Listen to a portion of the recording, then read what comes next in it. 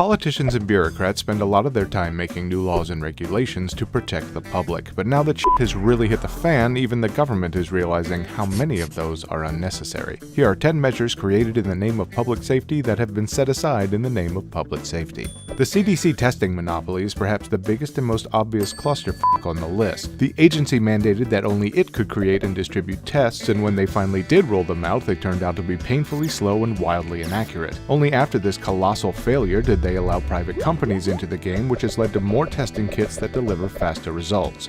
If only that had happened months ago. HHS is issuing a regulation today that will allow all doctors and medical professionals to practice across state lines. That is fantastic news, except for the fact that HHS doesn't have that kind of authority. Each state has jurisdiction over who can practice there. Not surprisingly, HHS has been pretty quiet about the issue, but at least some states have waived restrictions, making it easier for doctors to be doctors. You know things are serious when the TSA is easing stupid restrictions. Since 2006, the agency said that having more than 3.4 ounces of liquid in a container was super dangerous on airplanes, but now that actual danger is around and no one is flying, hand sanitizer in 12-ounce bottles is A-OK. Speaking of hand sanitizer, here's some good news from the Alcohol and Tobacco Tax and Trade Bureau, also known as the TTB, because, I don't know. Distilleries around the country can now make hand sanitizer without jumping through a metric ton of red tape, including permits, bonds, authorization, formula approval, and taxes. These waivers are only approved through June 30th, however, after which that same hand sanitizer might once again be very dangerous.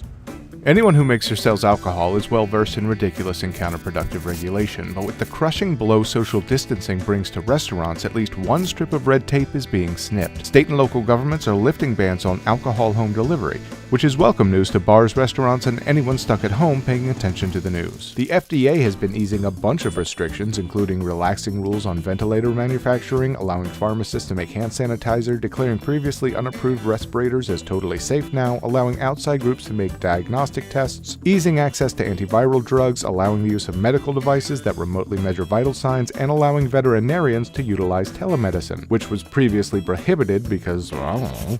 Medicare is now paying for telemedicine visits, which makes a lot of sense for people who can't leave their house easily or are at greater risk of infection, which, come to think of it, is basically everyone who was on Medicare to begin with.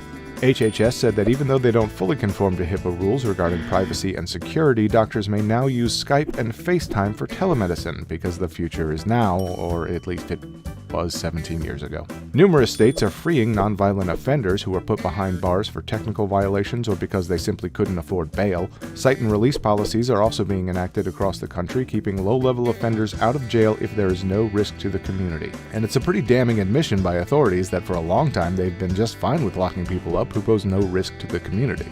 And plastic bags are back, baby. After a hot and heavy fling with reusable grocery bags, politicians are waking up to realize that canvas totes have a secondary function as microbial party buses. So what once was banned is now required, and vice versa. In the name of public safety, subject to change.